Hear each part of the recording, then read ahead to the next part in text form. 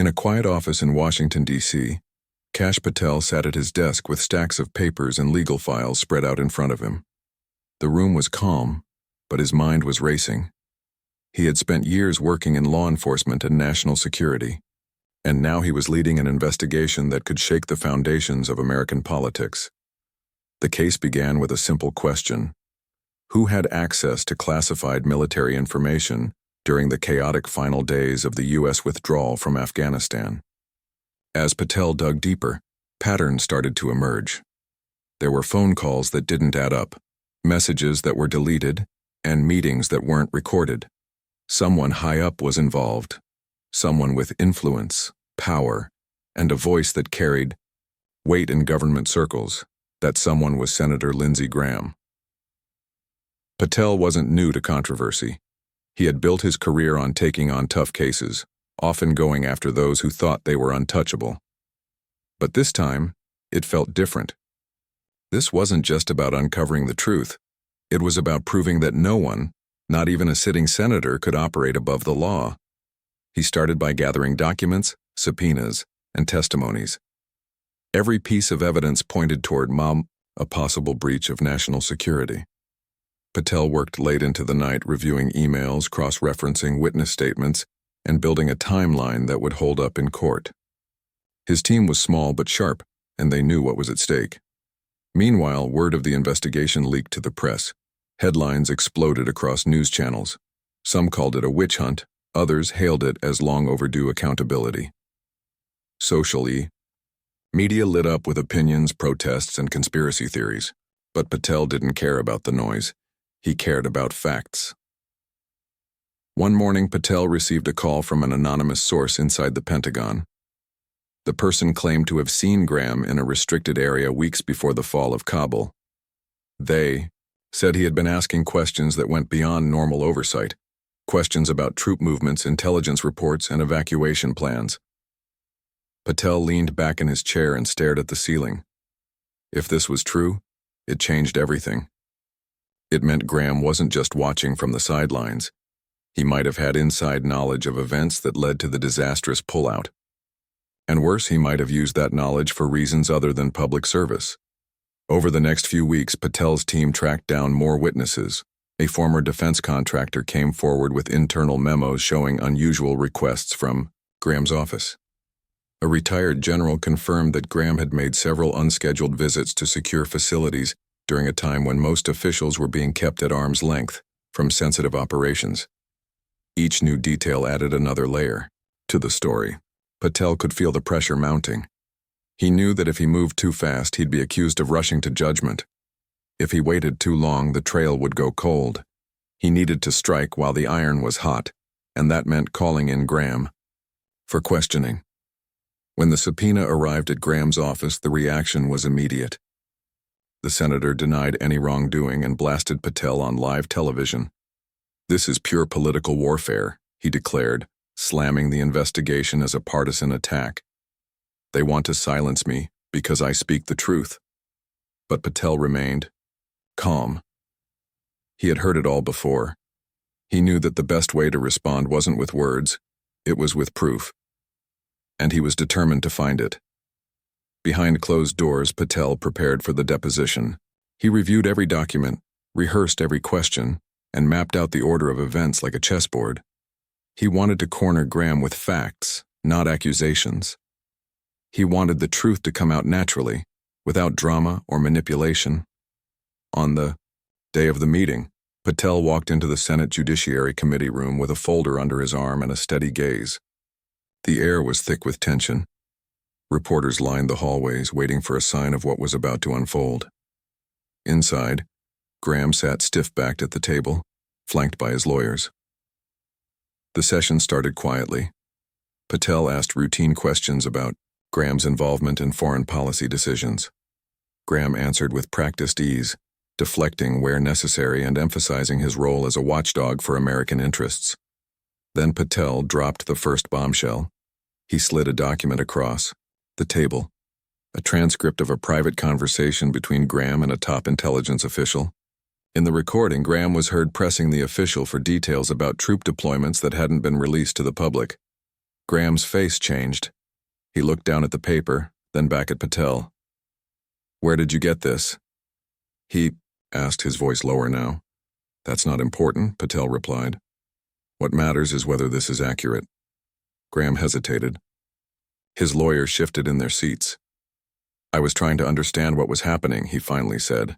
"We were losing control over there, and I wanted answers." Patel nodded slowly. "Yes, but why were you asking for specific details that only cleared personnel should have access to?" Graham's jaw tightened. "I'm a United States Senator. I have the right to know what's going on with our troops." Patel leaned forward. "Even if it means bypassing proper channels? Even if it means putting lives at risk?" For the first time, Graham didn't have a quick response. Patel continued. He laid out more evidence, emails, logs, and witness accounts. Each one painted a clearer picture of someone who had gone beyond standard oversight and stepped into dangerous territory. Graham grew visibly frustrated. His tone shifted from defensive to aggressive. "This is ridiculous," he snapped. "You're twisting my words and making it sound like I'm some kind of traitor. I've dedicated my life to this country." Patel didn't flinch. "I'm not here to judge your dedication," he said calmly. "I'm here to find out what happened. And if you did nothing wrong, then you have nothing to worry about." Graham slammed his hand on the table. "This isn't justice. It's revenge." The room fell silent. Reporters outside picked up on the commotion. Cameras flashed through the windows. Something had just shifted. As the session ended, Patel packed up his files and walked out with the same quiet determination he had entered with. He knew this was only the beginning.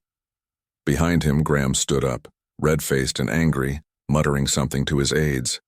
The real fight was just getting started, and Patel was ready. The days after the deposition were anything but quiet.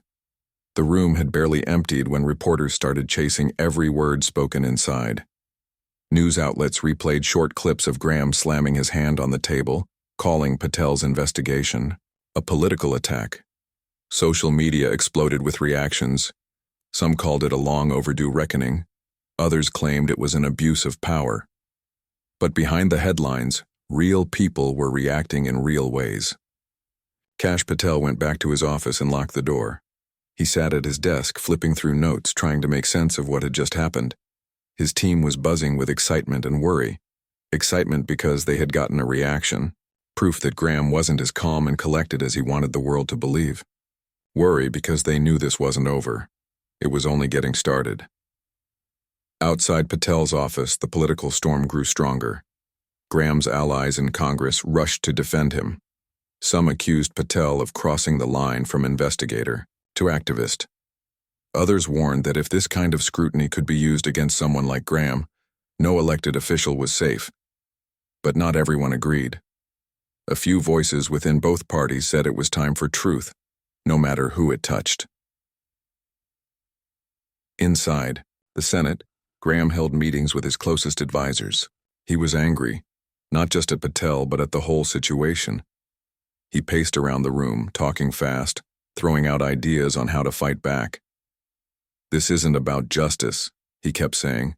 "It's about control." His team tried to keep him focused.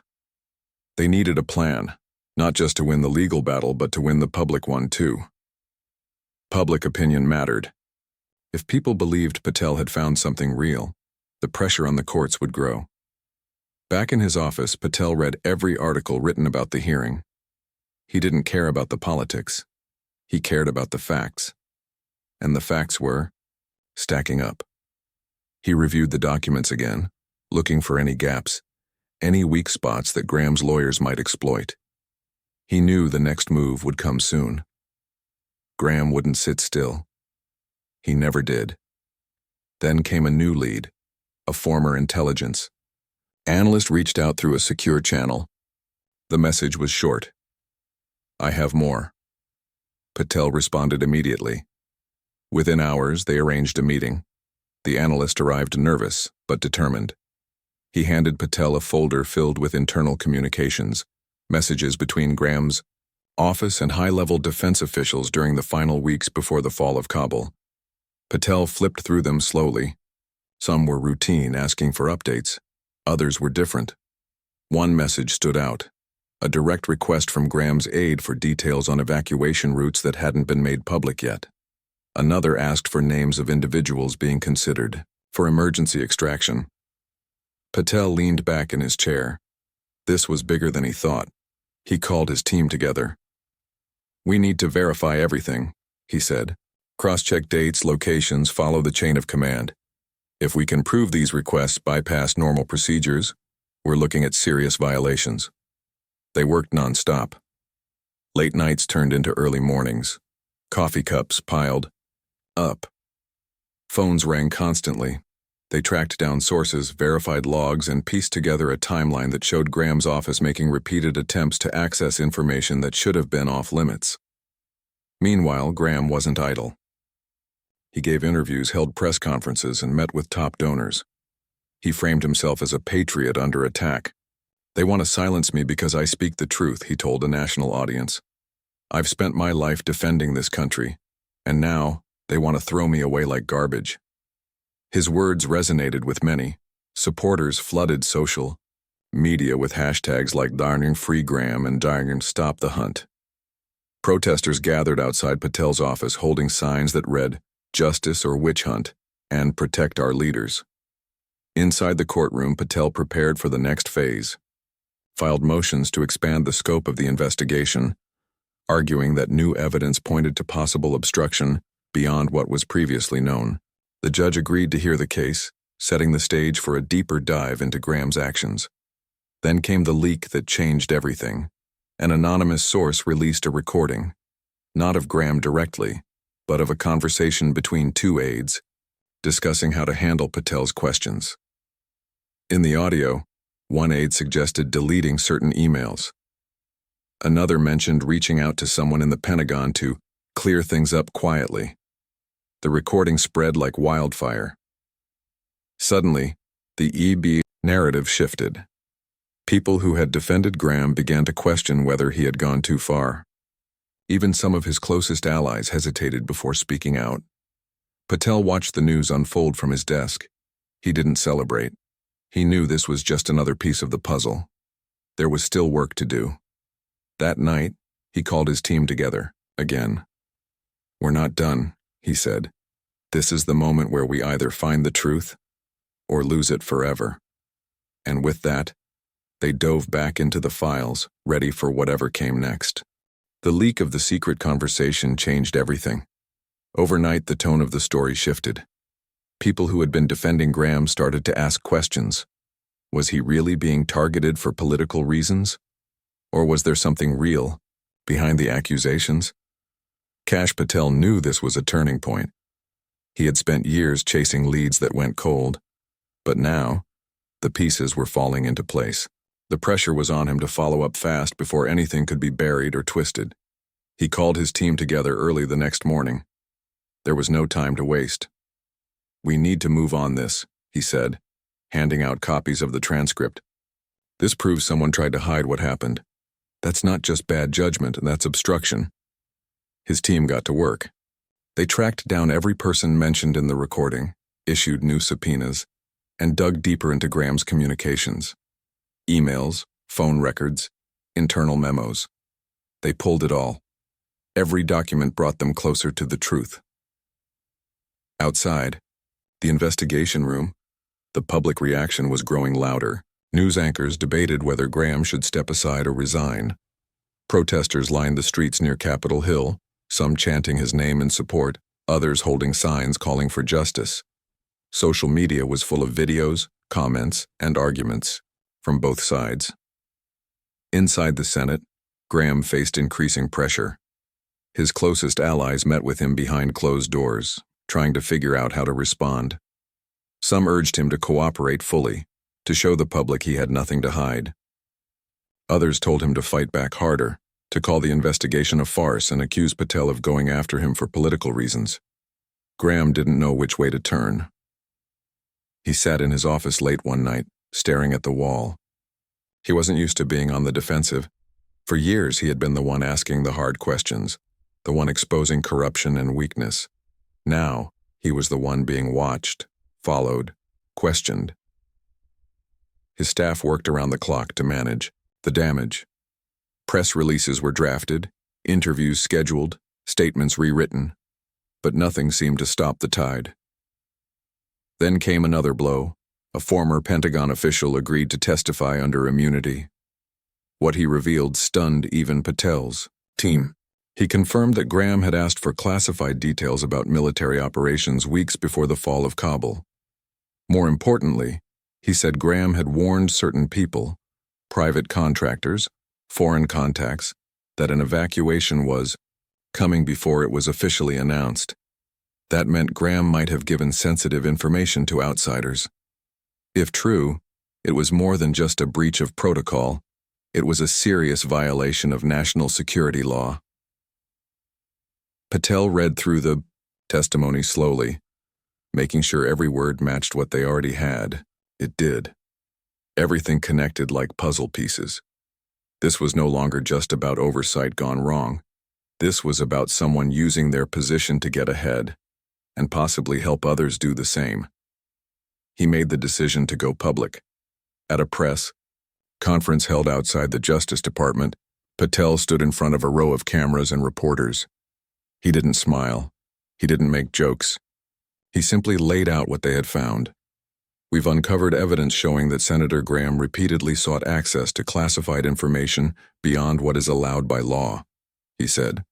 We also have reason to believe that this information was shared with individuals who were not cleared to receive it.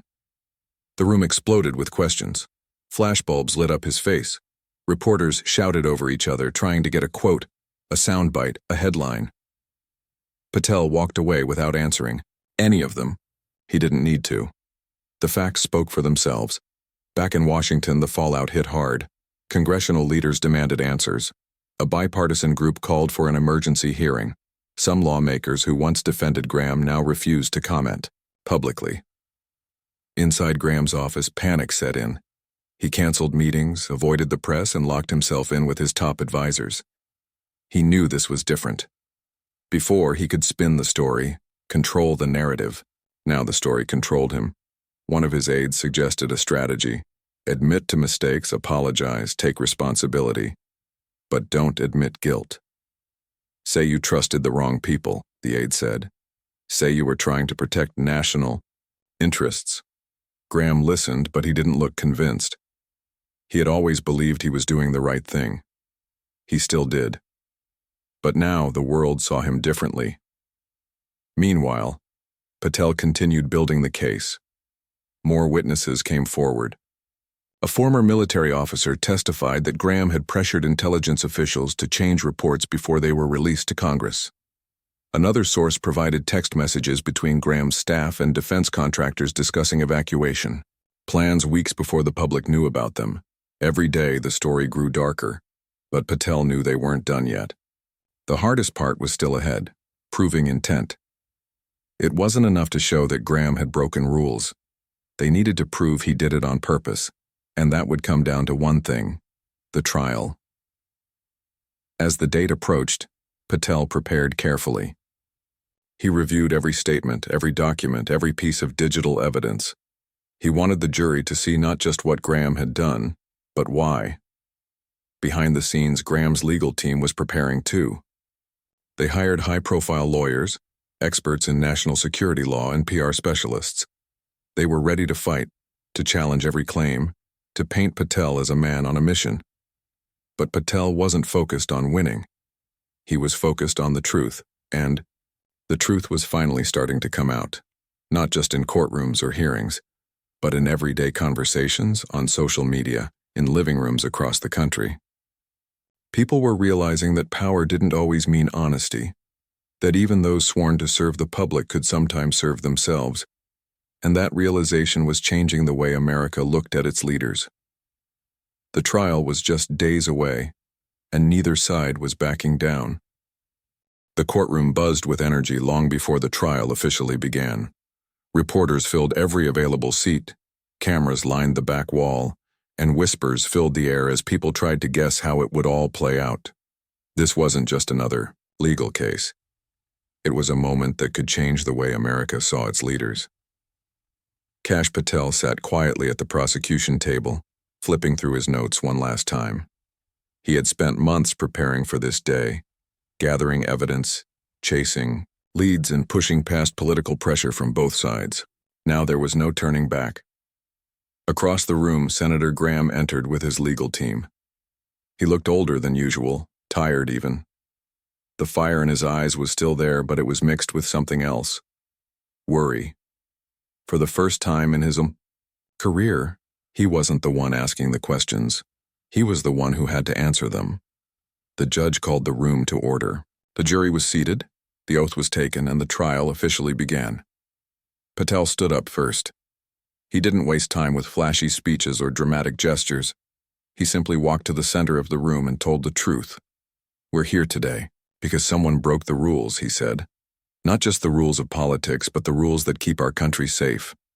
He laid out the timeline slowly, carefully. First, he showed how Graham had asked for classified information far beyond what a senator should have access to. Then he played the leaked conversation where Graham's aides discussed deleting emails and covering up what had happened. One by one, witnesses took the stand. A former intelligence officer confirmed that Graham had pressed for details about troop movements weeks before the official withdrawal. Another testified that Graham had warned private contractors about upcoming evacuations, information that hadn't been made public yet. Each testimony built on the last, like bricks forming a wall. The story became clearer. Graham had gone beyond normal oversight and stepped into dangerous territory. But then came the defense. Graham's lawyers were sharp, experienced, and well-prepared.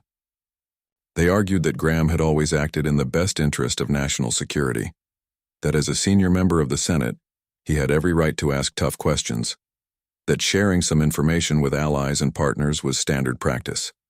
Then, government changes all the time, one of his lawyers said during opening statements.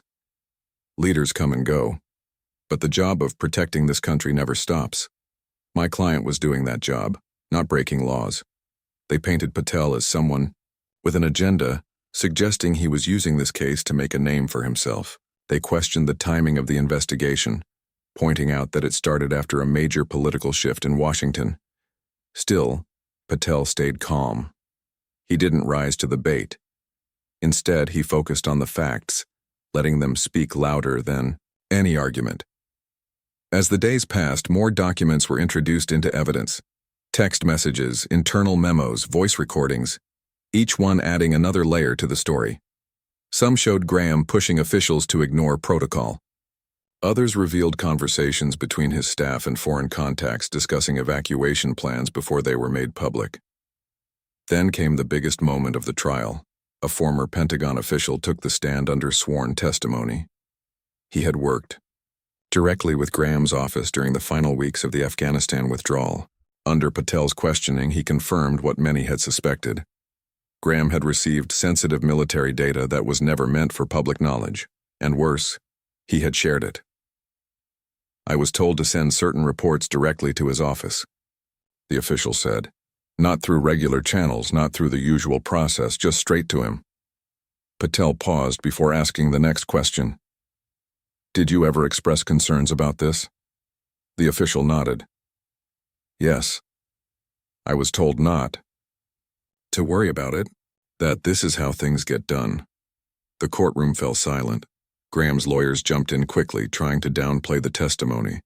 They argued that the official had misinterpreted instructions, that Graham had only wanted to stay informed. But Patel had already planted the seed in the jury's mind. That night, news outlets replayed the testimony over and over. Social media lit up with reactions. Some said Graham had finally been caught. Others insisted he was being unfairly targeted. Back in his office, Patel reviewed everything again. He knew the hardest part was still ahead, convincing the jury that Graham had acted with intent. It wasn't enough to show he had broken rules. They needed to prove he knew he was doing it. Outside, protesters gathered once more. Inside, the courtroom remained tense. The trial was reaching its final phase. The next day, Graham himself took the stand. It was a risky move. His lawyers had debated it for days. Testifying meant opening himself up to direct questioning, but Graham believed he could win people over.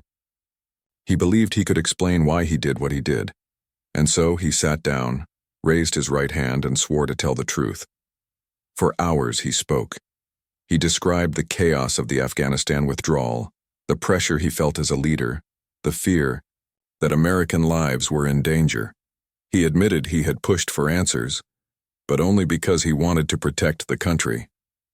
"I've spent my whole life defending this nation," he said. "If I crossed a line, it wasn't for personal gain. It was because I believed it was the right thing to do." Patel listened carefully. When it was his turn to question, he didn't shout. He didn't attack. He simply asked one question after another, forcing Graham to explain every action, every message, every meeting. "Did you know those emails contained classified information?" Patel asked.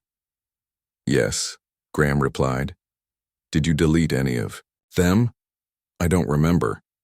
"Did you instruct your staff to hide anything from investigators?" "No." Patel leaned forward. "Then why did they try to cover it up?" Graham didn't answer right away. The silence hung in the air. Finally, he said, "Because they thought they were protecting me." Patel nodded slowly. "Protecting you from what?" Graham looked at the jury. "From this." The courtroom stayed, quiet for a long moment.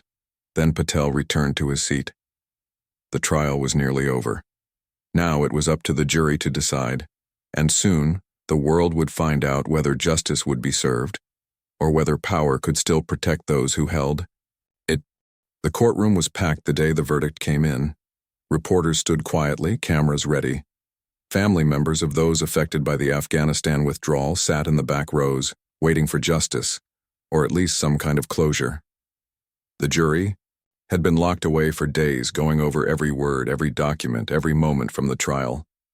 Kash Patel sat still at the prosecution table. He didn't look nervous. He looked tired, but focused. He had done everything he could.